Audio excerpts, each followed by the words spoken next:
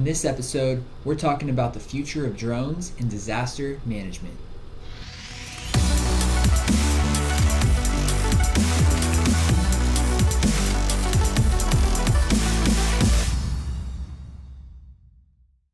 What's up, everybody? I'm Ryan Cowell, and this is episode 2 of the Hangar. Awesome topic today. So glad we're talking about it. Emergency response, disaster relief. How are drones impacting this industry? We see that drone technology is definitely fast evolving in this industry. There's a lot of value to be added.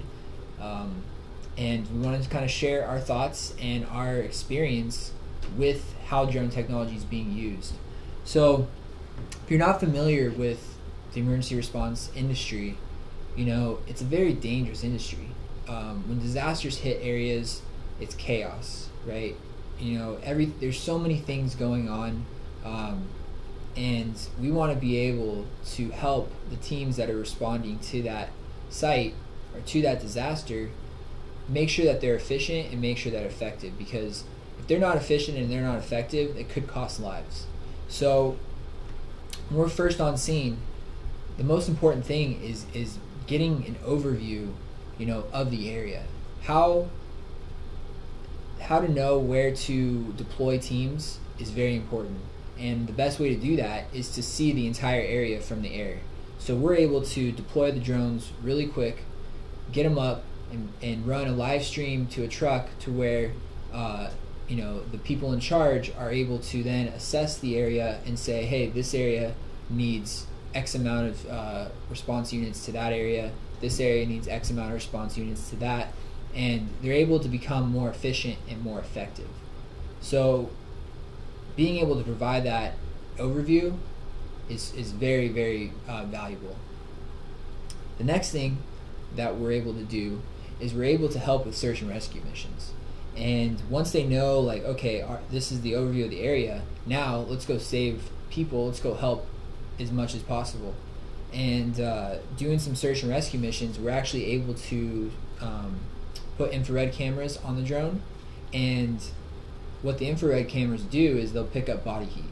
So if somebody is trapped inside a structure, or they're under some debris, or they're stranded in a forest or woods or so forth, whatever it be, we're able to identify and pick up really relatively fast the where the person is, and then deploy those units to that specific area, instead of traditional methods where you just send out a bunch of response teams and they're just looking. That could be dangerous, and that could be not as time efficient.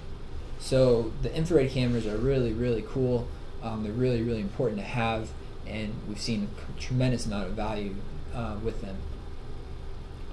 The next application is package delivery. Now, we don't have experience doing package delivery, but there are some companies that are testing it, and I know that there are some companies out there that are trying to utilize that technology for the emergency response. So being able to deploy the drones with a medical kit or some type of package that'll help whoever's on that site right then and there, it's super important, because if a team's not able to get in there for some reason, if we can send a drone in with a package, it could save that person's life, or multiple people's lives. So package delivery is another way we're seeing that drones are being used for the emergency response industry.